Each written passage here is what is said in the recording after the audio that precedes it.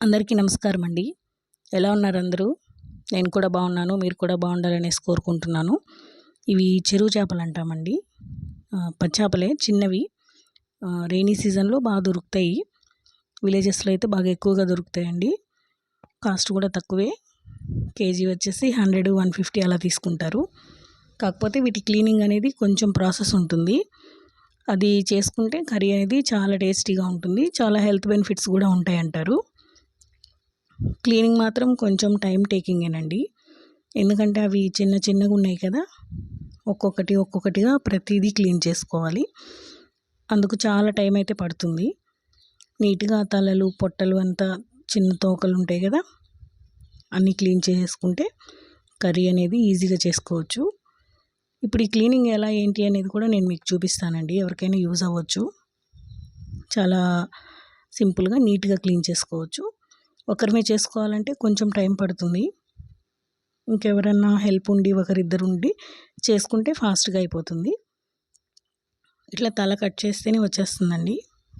తోకను కూడా అలా గ చేత్తోనే ఇట్లా గిల్లేసామంటే వచ్చేస్తుంది. అట్లాగే అన్నీ ఒకే ప్రాసెస్‌లో ఒకే మెథడ్‌లో మొత్తం చిన్న చేపలన్నీ క్లీన్ చేసుకోవాలి. టేస్ట్ అయితే చాలా బాగుంటుంది. చిన్నపిల్లల తల్లులు ఉంటారు కదా! పిల్లలకి ఫీడింగ్ చేసే తల్లులు ఉంటారు కదా! వాళ్ళకైతే బాగా ఫీడింగ్‌కి పాలవి పడతాయి అని అంటారు. హెల్త్ వైజ్ కూడా చాలా బెనిఫిట్స్ ఉంటాయి అని అంటారు.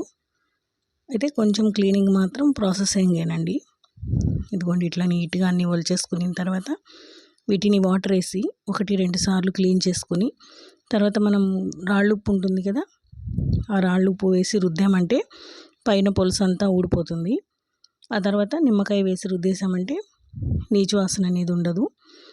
వాటర్లో కూడా ఒక 5, 6 సార్లు క్లీన్ చేసుకున్నామంటే ఫ్రెష్‌గా ఉంటాయండి.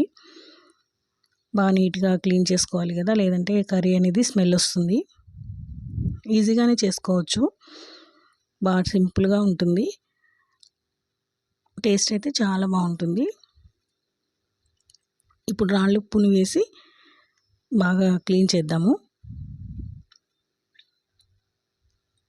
అప్పుడు కానీ ఆ పులుసు అంతా పోదండి పైన ఉండేది. ఇదిగోండి అన్నీ ఒక గిన్నెలోకి వేసుకున్న తర్వాత ఇట్లా రాళ్ళుప్పు అనేది వేసి రుద్దామంటే ఆ రాళ్ళు ఉప్పు క్రషింగ్‌కి పులుసంతా వెళ్ళిపోతుంది. తర్వాత నిమ్మకాయ కూడా వేసుకొని నీట్‌గా క్లీన్ చేసుకుంటే నీచు వాసన అనేది ఉండదు. క్లీనింగ్ అయితే కొంచెం ప్రాసెసే. పెద్ద చేపలు తోమినంత ఫాస్ట్‌గా వీటిని కడగడం అయితే కుదరదు. కొంచెం టైం పడుతుంది.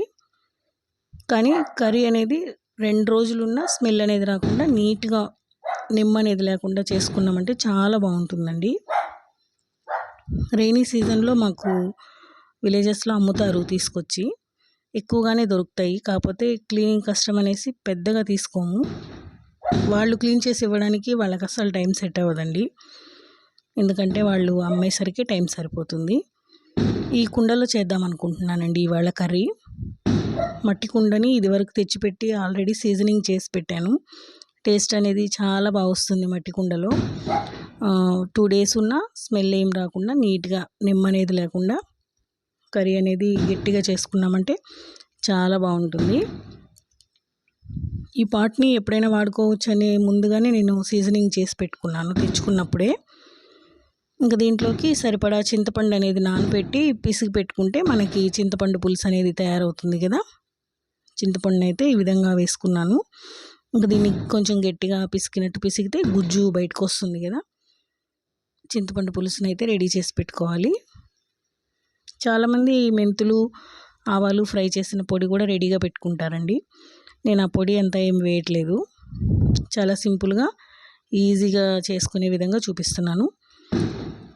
ఇట్లా చింతపండు అంతా పిసికి పెట్టేసుకొని దీంట్లోకి వచ్చేసి టమాటా చాలామంది వేయరు.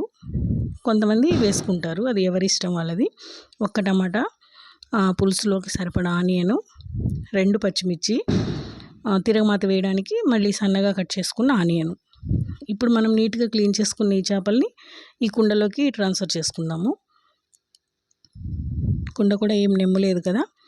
బాగా అంతా చేపలన్నింటినీ ఇందులోకి ట్రాన్స్ఫర్ చేసుకునేసి నిమ్మ అనేది లేకుండా అప్పుడు మనం కర్రీ అనేది ప్రిపేర్ చేయడానికి అన్నీ కలిపి పెట్టుకుంటామండి. తిరగమాత ముందు వేసి తర్వాత పులుసు పోసి చేపలు వేసి అట్లా చేయము. దీనికి ముందు కూర అంతా కలిపే పెడతాము. చేపలు వేసిన తర్వాత పులుసు, ఉప్పు, పసుపు, కారం అన్నీ కలిపి పెట్టుకుంటాము. ఇట్లా చేపలన్నీ వేసేసిన తర్వాత మనము గుజ్జు తీసాం కదా చింతపండు పులుసుది, ఆ పులుసుని ఇందులో పోస్తున్నాను. మనం చేపలకి పులుసుకి కరెక్ట్గా సరిపోయింది, చూసారా? పులుసు ఎక్కువ లేదు.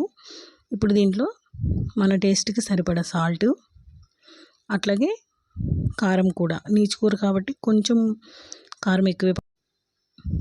కారం అనేది ఎక్కువే పడుతుంది.